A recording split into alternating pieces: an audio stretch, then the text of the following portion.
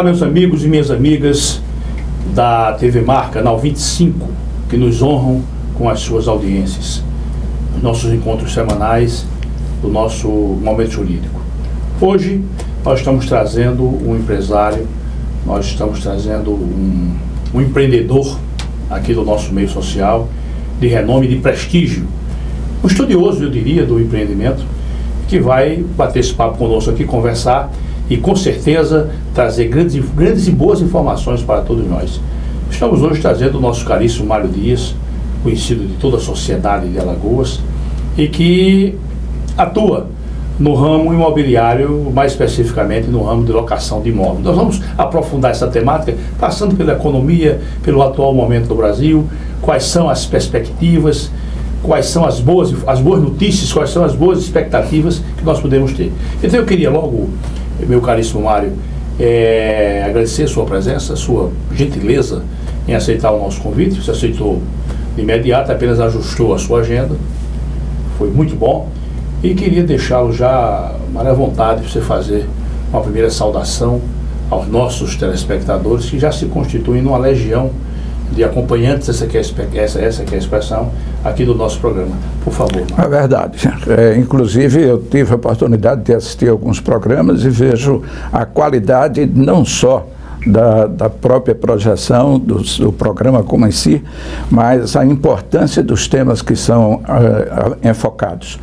E isso me deixa muito à vontade e orgulhoso de poder ter sido convidado, de ter tido a honra de estar aqui. Agradeço ao Dr. Jerônimo e espero que neste papo que nós vamos ter, possamos contribuir de alguma forma com algumas ideias, com algumas informações que temos aqui.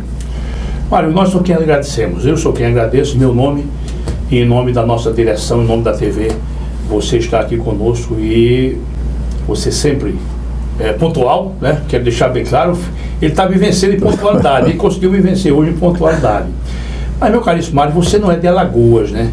Você não é, como é que você chegou aqui à terrinha?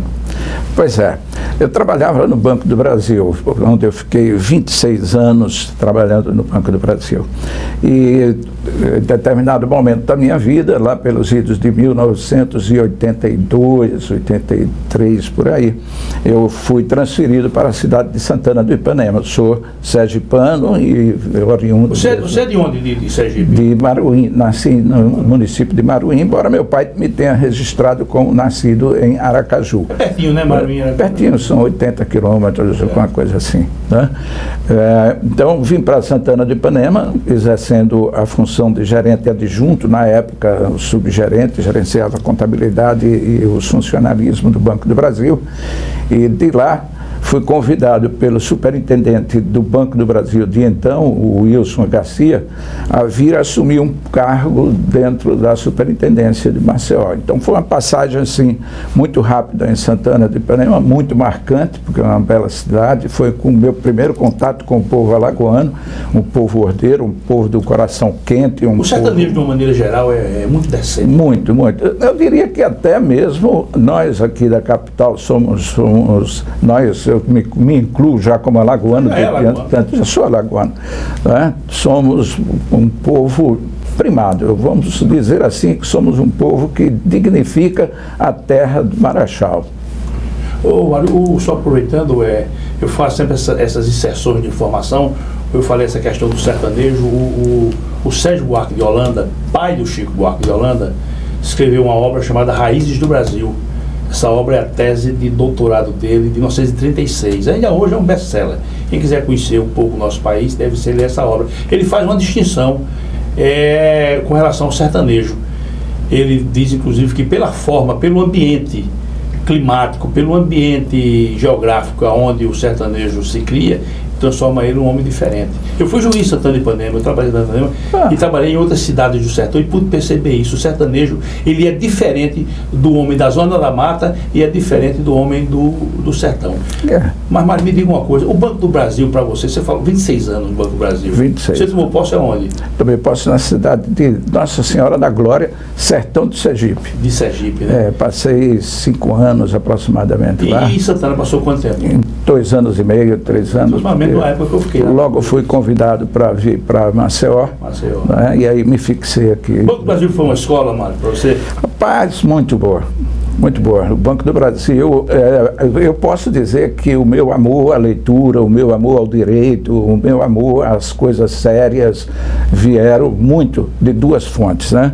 Do meu próprio pai, que era militar, era do Exército, aposentado já da reserva do Exército, e que fazia da nossa casa uma caserna. As leis eram aquelas mesmas da caserna.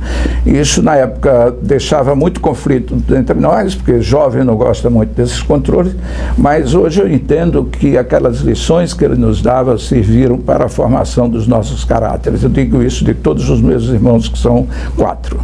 E o Banco do Brasil, por excelência, complementou essa obra de seriedade, porque a correção que é exigida pela direção do Banco do Brasil, a justeza das atitudes, o cumprimento das normas, a obrigatoriedade de se respeitar as outras pessoas, clientes internos ou externos, isso moldaram um caráter em mim que eu considero muito bom.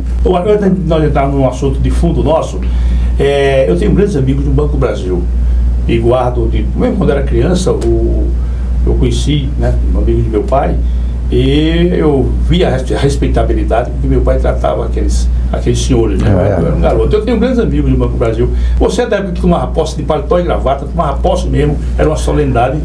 Não cheguei a fazer isso não, porque não tinha essa exigência. Agora, eu sou da época em que você não podia usar cabelo comprido, não podia usar barba, usava gravata, né? Tinha que usar gravata e tal. Eu sou da época em que as meninas da cidade, as autoridades da cidade tinham no gerente do Banco do Brasil o juiz, tinha no gerente do Banco do Brasil o padre, o conselheiro e tal, onde você sonhava em ser casada com um funcionário do Banco do Brasil. Na época eram 3 empregos bastante interessantes. A Chesf, o Banco do Brasil e a Petrobras hoje estão combalidas. Estão espoliadas. Agora me diga uma coisa, Mário, como é que foi essa transição de você, funcionário graduado do Banco do Brasil, para o ambiente empresarial? Como é que se deu isso? Pois é, a gente não tem domínio sobre os dias futuros da gente, né? Isso pertence a Deus. Claro que a gente contribui com a decisão de qual caminho tomar. Eu estava na superintendência e era supervisor de uma área específica, de uma área que resolvia conflitos, problemas grandes dentro do banco. E naquela época, em 1986, a cooperativa dos funcionários do Banco do Brasil estava praticamente falida, sem nenhum crédito na praça, com mais de 1.800 títulos para cooperativa. Tinha um supermercado ali, né? Exatamente, na Gustavo Paz, lá, no caminho de Paripoeira. Então, aquela cooperativa, que era uma privada, era uma entidade, não tinha nenhuma vinculação com o banco emprestava apenas o nome. Ela estava falida, né?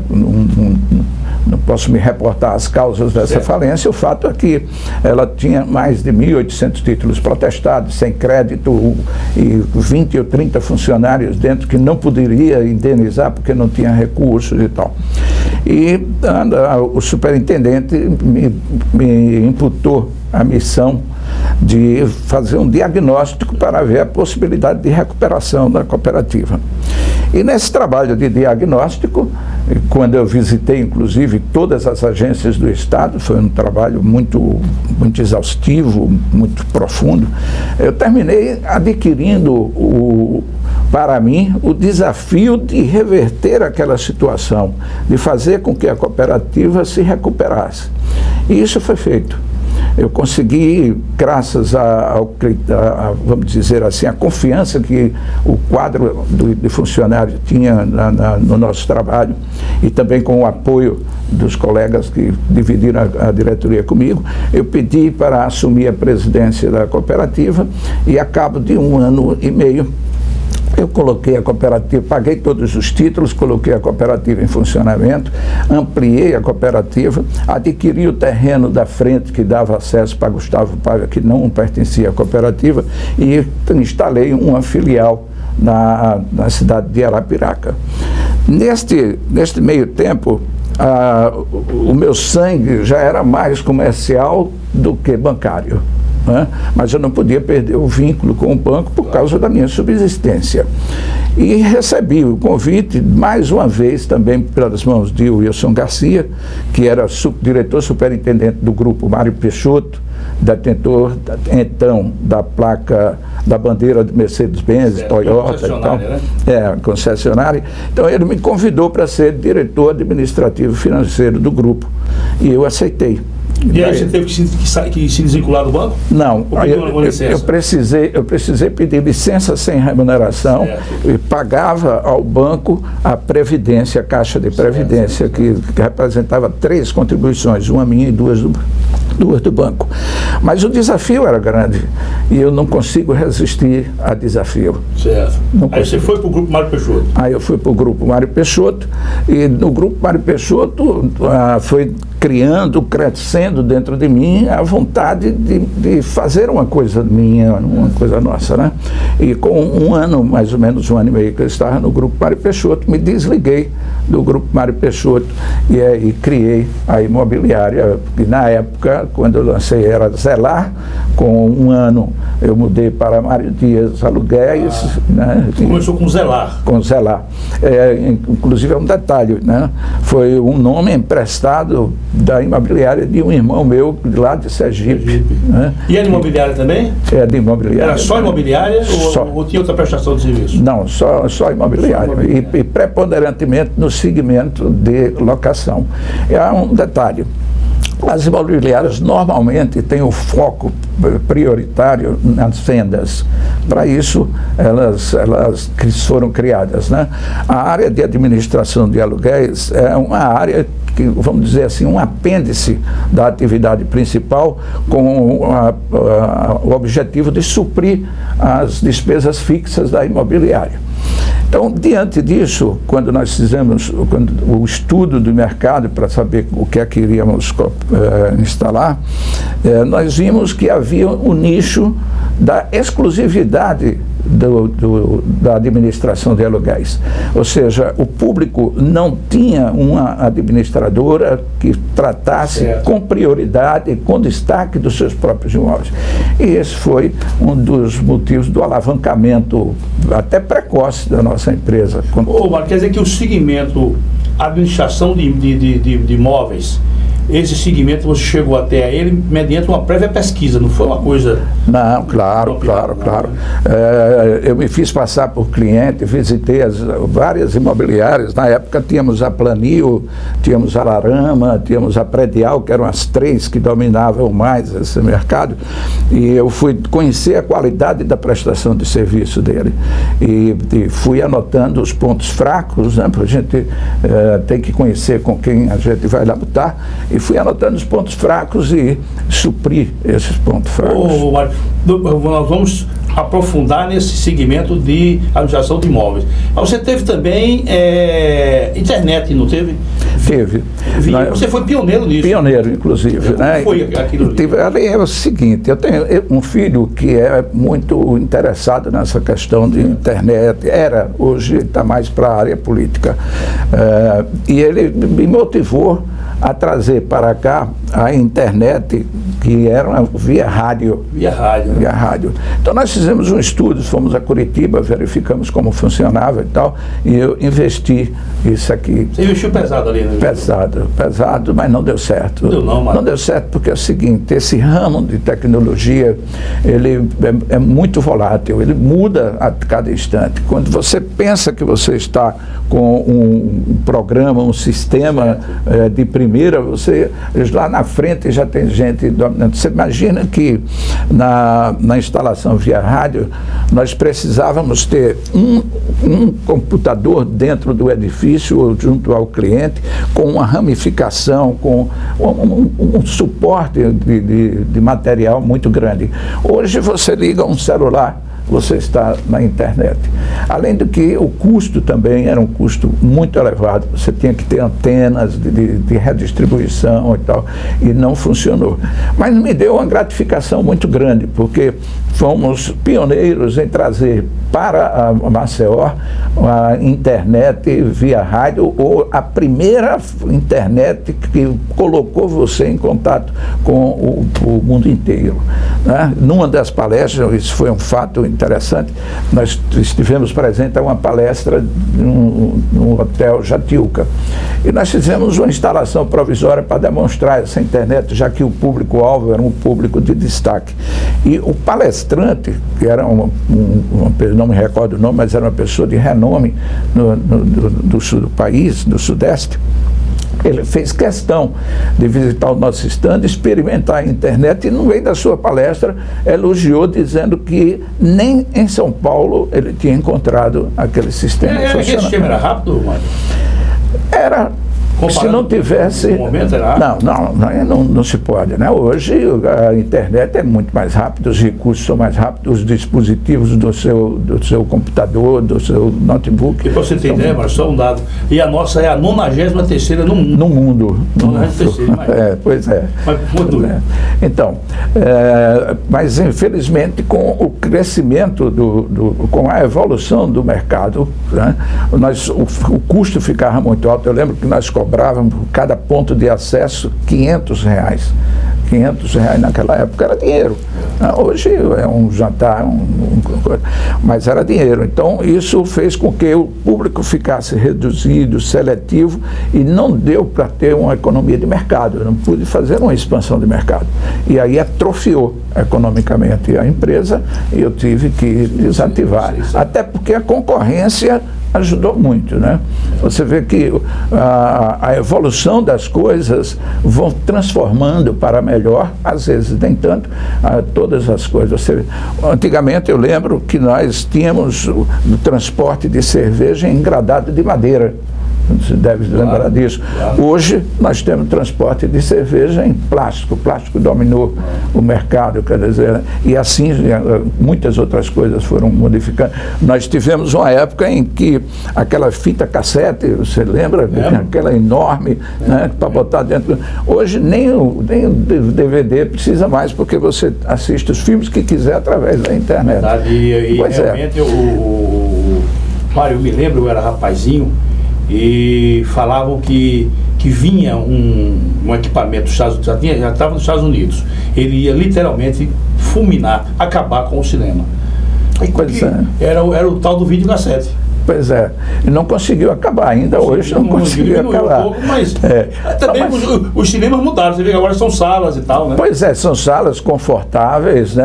Bem arejadas, e tem outra coisa, né? Tem a pipoca, que você não pode conceber assistir um filme sem estar com a pipoca. Mário, agora uma coisa que eu quero só realçar, Mário, um empresário, ele tem que ter a dignidade, a grandeza e a proficiência para ele saber quando o negócio vai para frente e quando é o momento dele parar. Aí eu vou ter com dignidade, sem se sentir apequenado, e seguir para um outro caminho, não é verdade, Mário? Claro, isso é muito importante, né, Mário? A sensibilidade do ser humano... A sensibilidade da expressão é essa. A sensibilidade do ser humano, ela está presente em todas as atividades, né?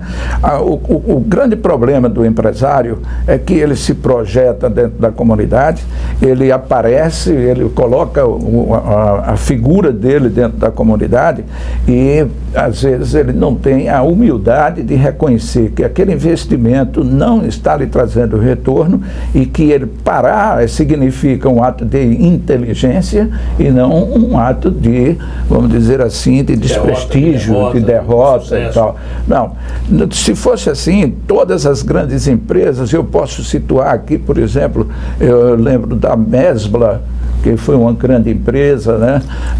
O grupo Pão de Açúcar também é uma grande empresa, que continua aí na mão de outras pessoas. Enfim, e bancos, quantos bancos fecharam, quantos bancos caíram, né?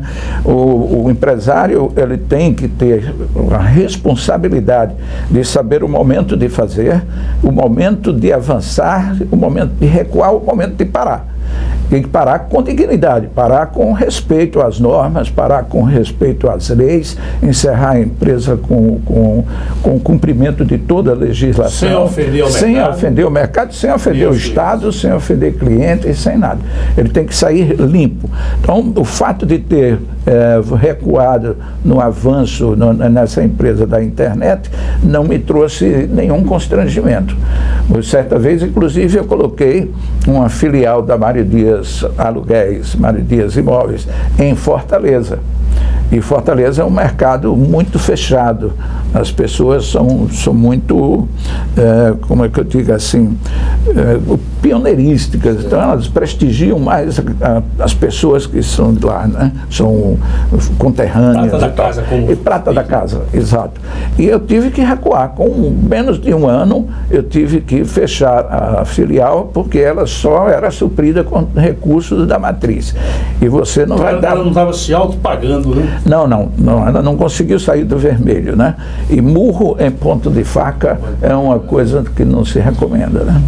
Muito bom, Mário. Agora já, antes de nós entrarmos no assunto, eu queria lhe provocar, eu tenho conversado com outros convidados que vêm aqui, eu tenho sempre provocado nesse sentido. Mário, como é que você vê sobre o aspecto ético e sobre o aspecto das práticas morais? Como é que você vê esse fenômeno estarrecedor em nosso país, né? Porque tudo que era previsível, que se podia prever, passou e muito, né? Você fala sobre o aspecto político. O aspecto político, mas o aspecto moral, porque isso, de certa forma, isso eu acho que isso ofende grandemente a sociedade. Como é que você vê esses homens públicos participando dessa esbórnia moral, essa expressão, essa esbórnia moral? Mas você que é um empresário, você que é um indivíduo que tem um comportamento que serve de referência, de paradigma. Obrigado. Como é que você vê, Mário, essa coisa triste em nosso país, né? A palavra já foi usada, né, com muita tristeza mesmo, né? Não é novidade. O que nós estamos vendo aí, já vimos no passado e tenho certeza que veremos no futuro. O fato é que a grandeza... Mas no futuro, nessa grandeza que nós estamos vendo... Não, aí onde que está? Na grandeza que nós estamos vendo, na repercussão que nós estamos vendo, e aí há um fator que nós precisamos levar em consideração, é a existência das mídias sociais. Né? No passado nós não tínhamos essa facilidade de comunicação instantânea. Hoje um fato acontece aqui, neste momento nós estamos aqui na entrevista, alguém está gravando e já está jogando para o mundo inteiro. Lá na China alguém está assistindo. Então essa evolução da tecnologia, a internet, ela fez o mundo ficar uno.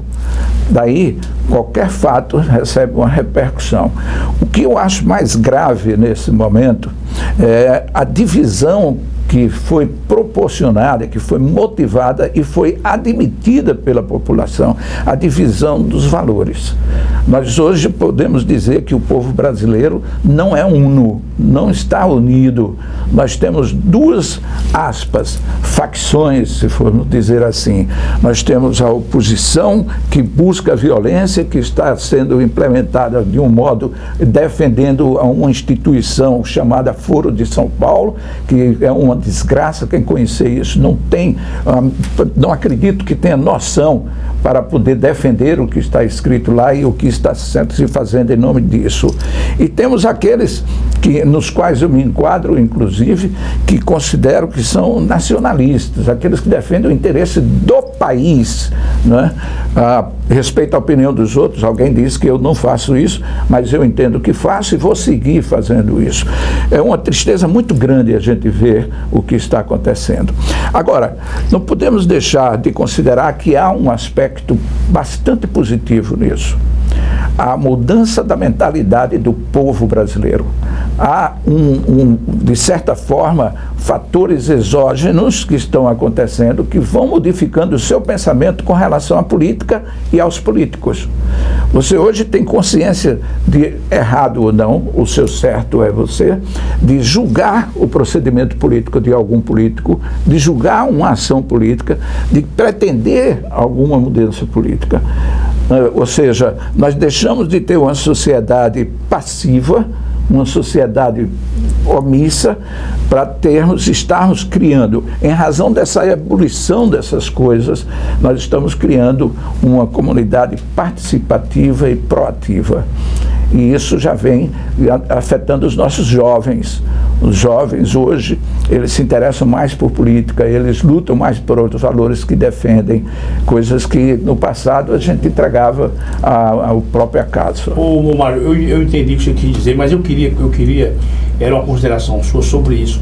Por exemplo, eu estou convencido que um grande incentivo para que esses cidadãos de alta respeitabilidade, entre aspas, pelo menos se você encontrasse um indivíduo desse na rua, se você encontrasse um Marcelo Odebrecht na rua, você ia olhar para ele como se fosse um grande empresário. Eu estou dizendo aqui, quem me conhece sabe, e hoje a gente pode dizer de cadeira que não passava de um grande salafrário. Pode ter o dinheiro que tiver, mas não passava de um grande salafra. Mas a gente olhava para um homem desse, não é? Uma respeitabilidade. Com respeito, até com inveja às vezes. Você não acha, Mário, que a crença na impunibilidade foi um grande combustível para que essas figuras, essas figuras execráveis, pudessem dinamizar esse desfavor de uma grande empresa, do país, da sociedade, esse comportamento terrível, não? Eu acredito. A impunidade, ela é um motivador de todos os males da sociedade, né? Nós sabemos disso, mas não é somente a impunidade. A impunidade decorre de outros fatores. Quando eu coloquei aqui, eu mencionei o Foro de São Paulo, eu quis chamar a atenção para o nascimento de tudo isso que está aí, para a base, vamos dizer assim, o alicerce de todas essas coisas que nós estamos assistindo. O Foro de São Paulo foi estabelecido, foi criado em 1990, dizem que por Lula e pelos partidos de esquerda da América Latina, quando na verdade não foi. A mente criadora do Foro de São Paulo é Fidel Castro, isso é inegável. Eu tenho livros que comprovam que muito antes de Lula ser candidato a presidente da República, ele já transitava à vontade nos palácios de Cuba, junto com Fidel Castro, junto com Raul Castro, e era apresentado como futuro presidente do Brasil, aliás, futuro presidente do Brasil. Então, o Zé Genuíno, o Disseu, essa turma toda que hoje está no poder, foram escolados por Cuba. Por quê? Porque Cuba perdeu o financiamento da União Soviética quando a União Soviética se dissolveu. Aí está a origem, e Cuba, né? Pois é. Então ela precisava de ter alguém que desse dinheiro para Cuba para ela se manter, para manter a casta de Castro. Né? Na verdade, é isso. E de onde é que veio? Então, vamos pegar a América Latina. Tanto que o plano geral desse Foro de São Paulo é fazer da América Latina uma América só. A grande América ou a América amiga, e nós pagarmos impostos, é o antigo Império Romano, nós vamos pagar impostos e transferir dinheiro para Cuba, como fazemos hoje. Hoje nós mandamos bilhões de dinheiro para Cuba, 5 ou 6 bilhões já foram para Cuba por causa do programa Mais Médico, fora os 500 e tantos bilhões de dólares que nós colocamos lá num porto que não nos favorece, e nas diversas construções, nas diversas obras que a Odebrecht, né, que a Odebrecht faz em todos os outros países latino-americanos que são de esquerda e em alguns países ditatoriais da África. Dinheiro que jamais voltará para o Tesouro Brasileiro. E a gente aqui carente de tudo. Pois é. Agora veja, esse dinheiro foi do BNDES, mas quem é que supre o dinheiro do BNDES? Quem é que coloca dinheiro do BNDES? O Tesouro Nacional.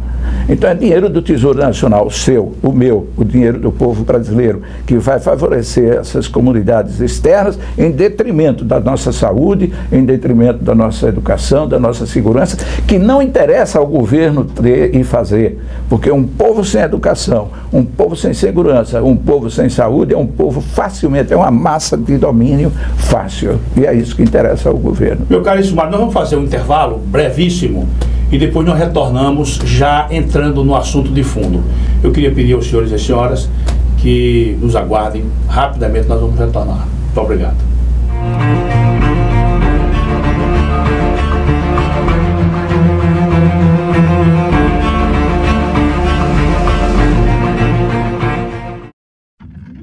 A ACL Investimentos é uma empresa que trabalha com imóveis próprios. Quando precisar locar ou comprar um imóvel, procure a ACL Investimentos. Aqui só locamos e vendemos imóveis próprios. Por isso, damos garantia de um investimento seguro. ACL Investimentos, Rua Durval Guimarães, Edifício Leonardo da Vinci, Ponta Verde. Fone 3327-3911. Alagoas Cursos, saiu o edital. INSS 950 vagas. Turma Resolução de Questões CESP-UNB. Aulas nos finais de semana. Início 5 de março. E também PBC, Preparatório Básico para Concursos. Início 7 de março. Estude com quem entende de aprovação. Alagoas Cursos, preparando para vencer. Quando o assunto é o seu carro, além de escolher a marca líder, escolha também a concessionária que faz mais por você. Por isso, a Blumari oferece o melhor atendimento em serviços, peças e acessórios.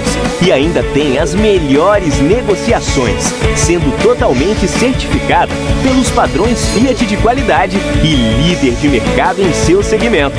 Fiat Blumari, a marca do seu carro. Avenida Gustavo Paiva, Mangabeiras. O filé do Zezé é a melhor opção. Temos um cardápio variado de churrasco e comida caseira. Churrasco de picanha preparados de um jeito todo especial. Zezé em Casa, 3313-4004.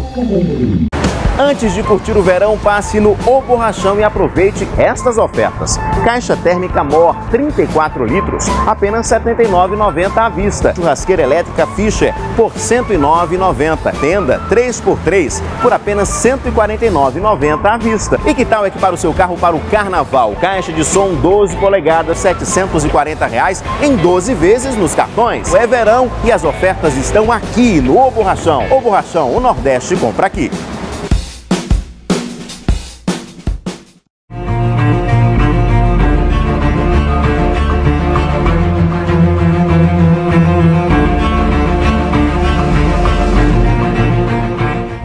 Olá, meus amigos e minhas amigas que nos honram com as suas assistências, e eu sou sempre muito agradecido, porque, como eu sempre digo, faço questão sempre de repetir, os senhores e as senhoras são as razões maiores desses encontros semanais aqui na TV Mar, canal 25. Estamos aqui conversando com o nosso caríssimo Mário Dias, um empresário aqui aqui eu digo que ele é da terra, apesar de ele ter nascido aqui no vizinho estado de Sergipe, mas ele é aqui da terrinha, que já está fixado aqui há muitos anos. Mas, meu caríssimo Mário, só para a gente ir fechando aquele assunto, nós estávamos politicamente num mau caminho, não estávamos? Eu penso assim, eu estou dizendo alguma bobagem? Não é bobagem, aliás, você não quer falar bobagem. Nós estávamos no caminho mau e ainda continuamos nesse caminho. Né? Politicamente, nós não temos uma perspectiva de melhora. Eu não acredito que a mudança de governo seja a salvação. Pode melhorar, ou a escolha do menos ruim. Né? Isso nós vamos ver, o que é que vem por aí. Mas não existe política sem negociação, sem conchavo e tal. E normalmente o povo brasileiro, o político brasileiro, ele olha para o próprio umbigo, ou seja, ele olha para as suas conveniências e não para a conveniência do país, a conveniência da sua comunidade. Ele prima por defender os seus próprios recursos e jamais, aliás, até em detrimento dos recursos públicos, e jamais em criar situações que melhorem a condição do povo. E isso não vai mudar tão cedo, porque é uma questão de consciência, de educação, e uma educação você só transforma com 50 anos ou o quê. Ainda hoje eu discutia com alguém sobre as próximas eleições. As próximas eleições representam as próximas, eu não estou falando só de 2016, as próximas eleições, e hoje, aliás, falam em eleição geral agora para outubro, que é uma coisa estúpida, a meu ponto de vista, né? Mais um pano de fundo aí para a defesa do indefensável, né? Nós precisamos ter consciência de que não devemos votar por favores que recebemos, por dentadura que recebemos, por par de óculos que recebemos, pagamento de receita. Nós temos que votar pensando no bem da população, no bem da sociedade. Se aquela pessoa ali cometeu erros no passado e tem tendência de cometer, então não merece nosso voto. Mário, me diga uma coisa, o impedimento da nossa presidente, o impedimento dela, você acha que é reversível, né, nessa dor de acontecimentos? Você acha que ela consegue reverter? Doutor Jerônimo, o político dela consegue reverter? Eu acho impossível. Impossível. Existem coisas na vida da gente, e isso é em qualquer situação, que há um momento em que você não tem mais possibilidade de recuar. Ou você avança, ou você se acaba. Se o Brasil recuar nesse momento, nós vamos ser um país comunista até o final desse ano, de vez. Você fala o Brasil, o grupo político, né? Os nossos políticos, né? Não, eu falo o Brasil... Os nossos congressistas, né? Pois é, eu falo o Brasil como nação, porque na realidade nós estamos aparelhados inegavelmente no judiciário, nós estamos aparelhados inegavelmente no legislativo e no executivo nem falar. Né? E as grandes instituições, as grandes empresas nacionais estão todas elas aparelhadas. Imagina que há um plano que não morreu, não prosseguiu, mas não morreu, de unificar as polícias. O PT tem um plano de unificar as polícias. Então não existiria mais Polícia do Exército, Guarda Nacional, Polícia Civil, Polícia Militar, nada. Nós teríamos uma polícia só, comandada por um homem. Isso é ditadura. O homem lá de cima dá uma ordem, todas as polícias vão obedecer. Hoje nós temos um comunista que comanda as 3 Forças Armadas. Quando, pelo amor de Deus, eu poderia imaginar que o Exército, Aldo Ribeiro, o Exército, a Marinha, da minha geração. Da nossa, né? Porque nós estamos juntos, né? A Marinha, o Exército e a Aeronáutica submetidas a um civil e um civil comunista. Eu escutei de um militar, numa certa ocasião, que os militares aceitaram porque ele é simpático à causa militar. Eu não consigo entender um comunista simpático a uma causa militar democrática. Não consigo. O PT, os partidos aí da coligação falam em democracia. Democracia é botar o movimento sem terra no meio da rua e fazer parar o país. É ameaçar invadir a sua casa, é ameaçar e se entrincheirar no meio da rua armado contra uma população que o próprio governo desarmou. Isso não é democracia. Ô Mário, vamos entrar no outro segmento aqui, que o convite que eu te fiz foi para tratar desse assunto. Bora. E vamos marcar isso um outro programa para tratar do segmento político. Mas deixa eu fazer aqui só uma observação, porque se eu não fizesse, eu seria descortês. Eu falei que o Aldo Ribeiro, ele é da minha geração. Independente do seu idealismo político, independente disso, eu devo dizer que ele sempre foi um sujeito muito correto, viu, Mário? Eu conheço o Aldo Ribeiro da época da Cada Estudante, ele, no começo da vida dele, ele sempre foi um sujeito muito correto. Ainda bem. Ele é muito correto. Você não vê na vida dele um traço, você não vê ele envolvido. Nunca se escutou. E ele, quando era rapazinho, sempre foi um jeito muito correto. Um cara cordato, um indivíduo. Eu me lembro naquela época, eu estudante de direito, a questão da ressuscitação da unha, essa que é a expressão, e ele estava à frente daquele movimento todo. Mas me diga uma coisa, já entrando no nosso assunto. Essa crise econômica que o Brasil vive, que é uma crise econômica significativa, eu não me lembro, não me recordo, na minha existência terrena ter visto algo parecido. Essa crise, como é que ela está repercutindo no mercado imobiliário, especificamente locação de imóveis? Como é que você está vendo isso? Olha, tem sido um desastre. Um desastre. Quando você vê o comércio parado, quando você vê uma indústria fechando, quando você vê um país com 10 milhões de desempregados. O mês passado, nós contabilizamos mais de 4.000 demissões diárias nesse país.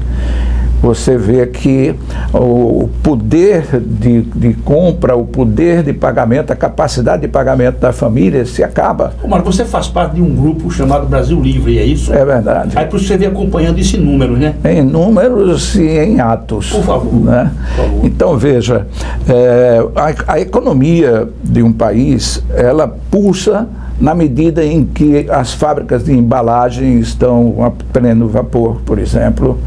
Né? Ela pulsa no momento em que não há desemprego, muito pelo contrário, há oferta de empregos, em que há distribuição de renda dentro da comunidade que faz a economia caminhar, pulsar e tal. Então, o que nós estamos vendo hoje não é apenas uma crise econômica, ela é uma decorrência da crise política, da crise moral que resulta e principalmente na crise de confiança que hoje não existe. Os empresários têm dinheiro e não podem aplicar, não sabem em que vão aplicar, porque dinheiro não aguenta desaforo, doutor Jerônimo. Ou você aplica bem para ele retornar, ou você coloca no ralo e dá descarga. Deixa eu te dar um número, não perca seu raciocínio não. Nessa crise devastadora, quase 1 milhão de irmãos nossos brasileiros, quase 1 milhão, esse é o número que eu, há 2 dias atrás, eu tomei conhecimento, deixaram os planos de saúde privados. Estão todos eles para a Previdência. Você repara que horror, não é? Pois é. Deixaram, porque não puderam pagar. Não pode pagar. Não pode pagar. Por favor. É verdade. E não é só aí. Pense nas crianças que deixaram de estudar. Pense nos acadêmicos que deixaram a faculdade. Nós estamos destruindo a sociedade brasileira, isso é um fato. Não é? Nós não temos emprego, o comércio está fechando. Passa na Avenida Fernandes Lima, para falar aqui de Maceió, e você coleciona de um lado e de outro aproximadamente 50 a 60 pontos comerciais que foram fechados. Aqui na Fernandes Lima? Na Fernandes Lima. Isso para não falar em outras ruas. Há até uma piada corriqueira aí, que a franchise mais proeminente hoje, mais valioso hoje, é o franchise Aluga-se. E está na mão de Dilma, dizem, né? Porque em razão dessa crise, as lojas fecharam e agora abre só com placa de Aluga-se. Isso na área comercial. A área residencial, no extrato, vamos dizer assim, da classe média, que hoje já não existe mais, se mistura, né? Fica mais difícil. Quem tem emprego de Estado ainda está recebendo, exceto no Rio de Janeiro. Nós estamos vendo o Rio de Janeiro como é que está, uma calamidade, não é? E quem tem emprego público recebe o seu dinheiro. Mas e quem é desempregado, que mora ali? Ele vai devolver o imóvel, vai deixar a dívida daquele imóvel e vai morar com um parente, vai morar com o pai, vai sair... Mário, você tem ideia, o nosso caríssimo Sérgio Carmo, Procurador-Geral de Justiça, esteve aqui conosco. Ele disse que no Rio Grande do Sul, eu fiquei estarrecido, ele disse isso, no Rio Grande do Sul, o Ministério Público abriu o PDV para promotores de justiça. Imagina. A pessoa que é absurda. Imagina. Pois é. Mário, quer dizer então que o segmento de locação de imóveis está estagnado, né? Eu diria que não está estagnado, doutor Jerônimo. Eu diria que ele está com um pé atrás. Ele está, vamos dizer assim, regredindo. Né? E quem tem imóvel para alugar, Mário? Não só, aí bota a placa e fica esperando. Eu tenho 3 imóveis particulares meu para alugar, 3 apartamentos bem localizados, inclusive, tem um deles está com 1 ano sem poder alugar, porque as pessoas não podem pagar. E você acha quando é que vai vir? É possível você já agora prever um lapso temporal onde vai haver um arejamento, onde vai haver um clima melhor no ramo de locação? Ou tem que esperar do impedimento? Veja só, para você destruir uma economia, basta pouca coisa, nós estamos vendo aí. Você fecha as torneiras e a economia se apaga. A fábrica fecha, demite 1000 funcionários, o maquinário para. Para você reativar isso, não é tão fácil. Né? Os clientes já se foram, os empregados já mudaram de empregos, você não tem mais aquela mão especializada, mão de obra especializada. A mesma coisa é o comércio, você não volta para o comércio tão rapidamente. E você não tem como ter uma população bem pagante se ela não tem receita. E essa receita vem da economia primária, da economia secundária, da economia terciária. Se você não tem uma agricultura, se você não tem uma indústria, se você não tem um comércio, você não tem fonte de renda para quem precisa de viver. Então, eu não posso dizer que é difícil, eu teria que ter uma bola de cristal, mas o fato de mudar a economia, de mudar a direção do partido, se mudar a direção do país, vai dar o quê? Uma espécie de ânimo desconfiante. Não é que dizer, agora está tudo resolvido. Quem pensar assim está sendo inconsequente, no meu ponto de vista. Nós vamos ter que ver os resultados.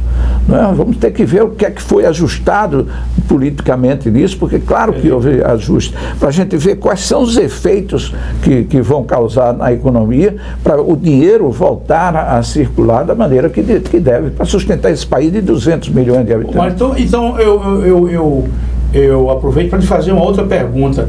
Então não é um bom momento para a pessoa investir em imóvel, quer para venda, quer para locação, não é um bom momento, não? Eu não aconselho, doutor Jerônimo, não aconselho. Tem lá o dinheiro guardado? Deixe guardado. Até porque tem o seguinte, nós temos que olhar um outro lado. A remuneração do dinheiro aplicado está sendo superior à remuneração dos aluguéis. Aluguel jamais ultrapassou 0,5%, sempre fica na ordem de 0,3% do valor venal do imóvel. O dinheiro aplicado hoje, com as taxas de juros que nós estamos vendo aí, que está levando a inflação inclusive, ele está rendendo perto de 1% ao mês. Tem aplicações da LCI, letra de câmbio, letra de crédito imobiliário, LCA, que não são isentas de imposto de renda, inclusive, que dão um rendimento de 1% ao mês. Então, qual é a diferença? Tem liquidez, isso tem não? Tem liquidez absoluta. Não há como uma carteira sólida, né? Dependendo do banco, claro. Né? Há a perspectiva de alguns bancos pequenos aí quebrarem com a mudança com o gravame da economia. Mas o fato é que se você tira esse dinheiro que está lhe rendendo 1%, vamos dizer, ou 0,9%, que é um bom rendimento hoje, e aplica no imóvel para alugar e não aluga, você vai ter problema com despesa de condomínio, despesa de IPTU, e o aluguel não vai compensar. Você vai jogar com a possibilidade do valor econômico daquele imóvel, ele aumentar com o tempo, e pode não aumentar, tudo depende da economia. Nós estamos praticamente em palco de aranha, então. Sem dúvida. Mário, só para fechar esse segmento, eu diria curto, médio e longo prazo. Você consegue fazer alguma previsão? Curto prazo. Curto prazo, nenhuma. Curto prazo, nenhuma. Nós vamos ter aí essa votação do Senado, vamos ver o que é que vai acontecer. O PT não vai entregar essa coisa assim tão facilmente, a gente está sentindo os sintomas, mas vai ter que entregar.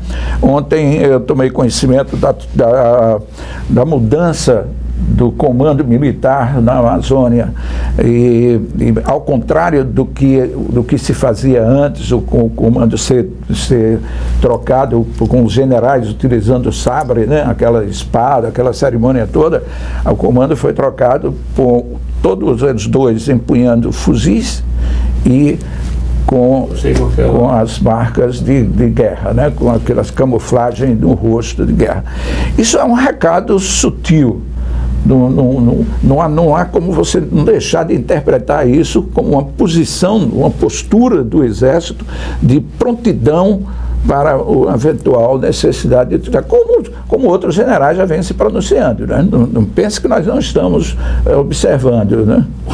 Só para flexibilizar aqui, o que foi que você achou desse, que uma coisa está viral aí no Facebook e tal, negócio do posto do ministro do turismo com a mulher dele? Eu não estou entendendo aquilo, não. Olha, pelo amor de Deus, aquilo é deprimente. Aquilo ali é o retrato. É deprimente, meu Deus, um país da importância do Brasil, um país com a projeção internacional que o Brasil tem, você vê uma mulher, independentemente de quem quer que seja, independentemente dos seus atributos pessoais, porque morais eu não vi nenhum, não é? Mas chegar ficar dentro do gabinete de um ministro. Aquilo é um patrimônio público, aquilo é uma bandeira do Brasil. Ministério de peso com muitas verbas. E dizer que, e fazer fotos, inclusive algumas delas sensuais, com os seios à mostra, é deprimente. Eu entro nas mídias, o que aparece é ela de bumbum de fora, aquela coisa toda. Eu não sei por que ele ainda é ministro. Eu também fiquei sem entender aquilo ali. Até agora eu estou sem entender aquilo ali. Não tem como entender uma bestialidade. Agora, que ridiculariza o Brasil mais ainda no exterior. Não tenha dúvida. E se o governo não tomar uma atitude, está assentindo com o que foi feito. E isso será realmente comprometedor para a imagem do país. Mário, eu peço desculpas a você e peço desculpas à nossa honrosa assistência, mas é uma expressão, eu digo isso com certa tristeza. Nós estamos vivendo uma figura de imagem que chama de fim de feira ninguém é de ninguém, não há mais nenhuma cortesia, aí fica essa coisa amorfa e a gente está assistindo isso, coisa triste.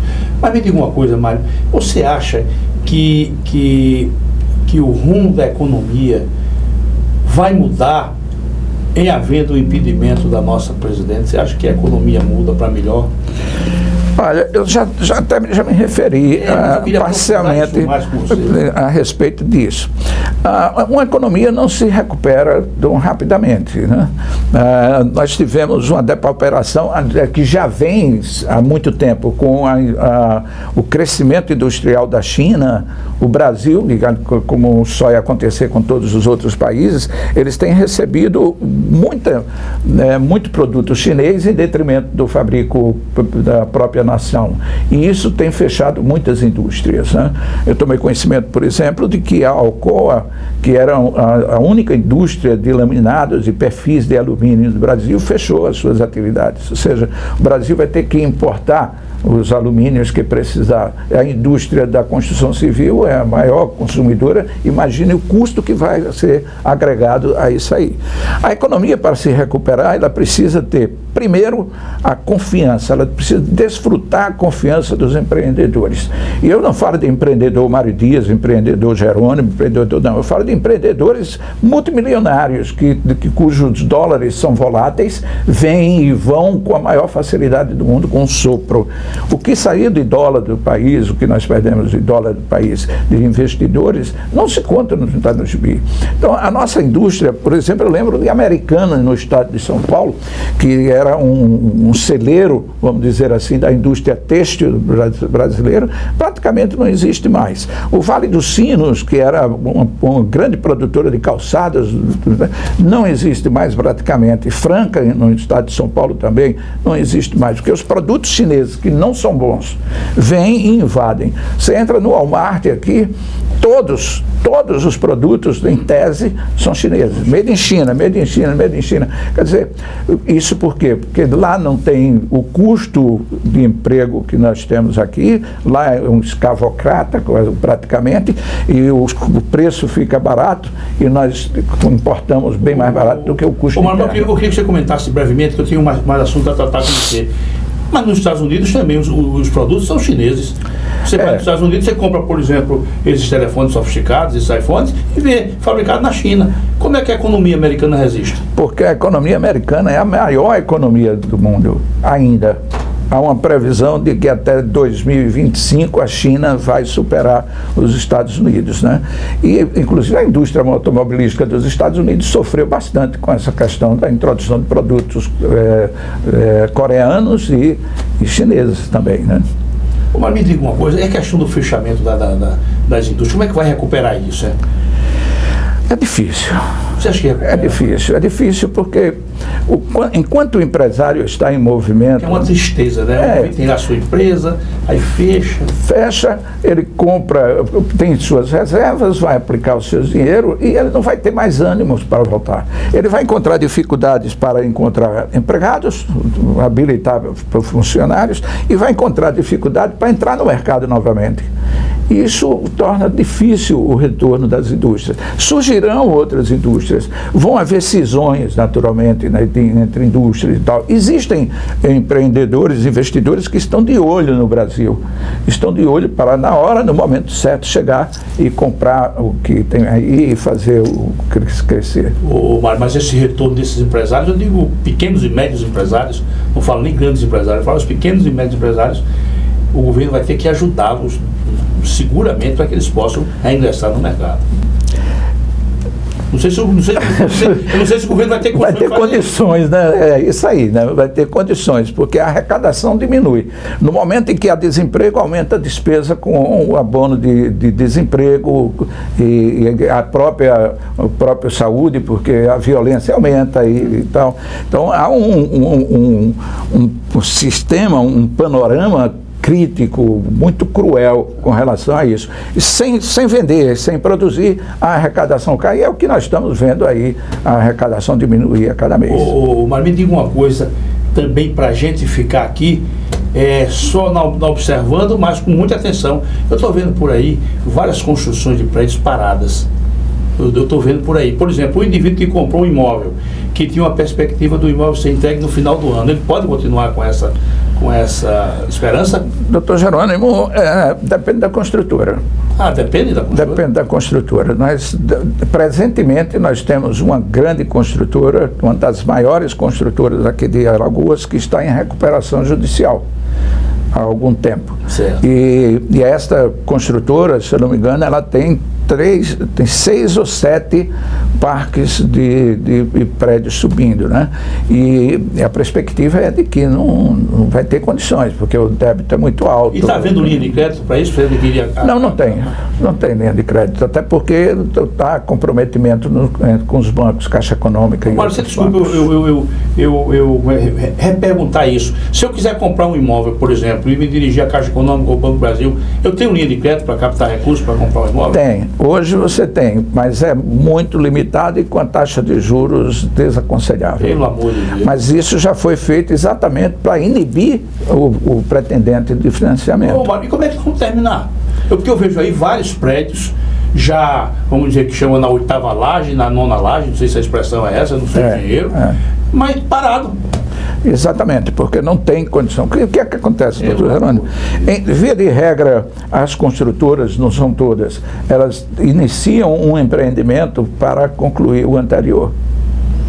É aquela história de eu vou fazendo, isso aconteceu com, por exemplo, eu posso mencionar, sem nenhum problema, a Falcão.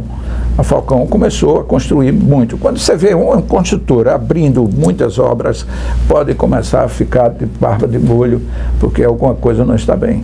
O Mário, já encerrando aqui, lamentavelmente, essa conversa tão agradável, a gente vai ter que encerrar, mas ainda temos algum tempo. Mário, nesse quadro atual do nosso país, qual a importância dos movimentos sociais, hein? Da nossa população, da sociedade se engajar, qual a importância? Muita. Para medir a importância desses movimentos sociais que antes não existiam, basta você medir a importância que tem a chamada militância do PT. Quem é a militância do PT? MST, MTST e CUT. São os chamados militantes do PT. Eles formam um grupo de defesa do PT. Nunca tinham um antagonista. Eles nunca tinham um grupo coeso, unido, para ser contra as ideias dele, para estar fazendo defronte a eles. Hoje tem. Tem, né? Hoje tem. Hoje tem o Movimento Brasil Livre, tem o Vem Pra Rua, tem o Revoltados Online, tem mais de 20. Mário, eles falavam muito em sangue, incendiar, porrada.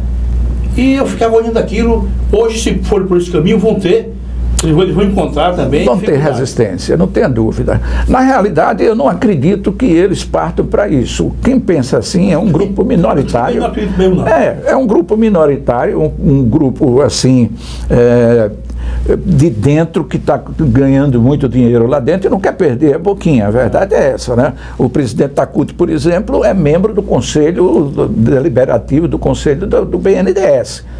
Então você vê que o jeton de um cara desse é 20 mil, 30 mil reais. Vai para uma conferência lá com um Rolex no pulso.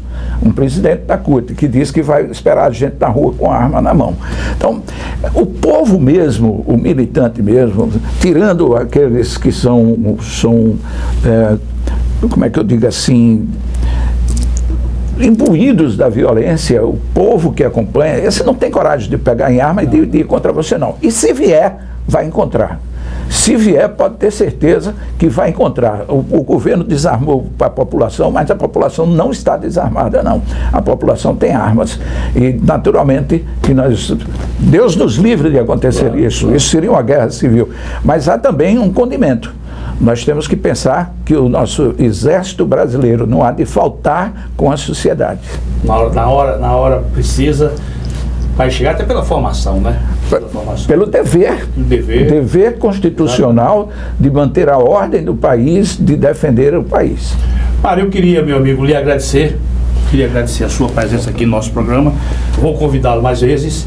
E eu digo agradecimento em nome da casa, em nome meu próprio, de você ter vindo aqui. Eu queria deixar os nossos microfones e as câmeras para a sua última consideração, por favor. Quem agradece, doutor Jerônimo, sou eu.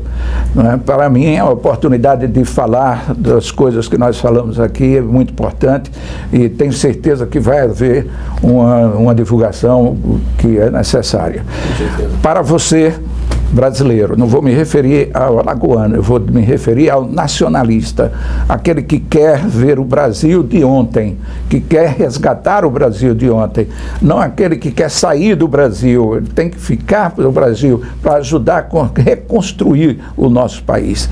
Um conselho apenas, aprenda a votar sem interesse pessoal, aprenda a votar pensando na sua família, pensando no seu futuro, pensando no seu país. Obrigado a vocês, obrigado ao doutor Jerônimo. Fica aqui a minha participação, na certeza de que no futuro, se for convocado, se for convidado, aqui estarei novamente. E para você contribuir. Vai ser, Mário, você será convocado. Meus amigos e minhas amigas, até o próximo programa, se Deus quiser.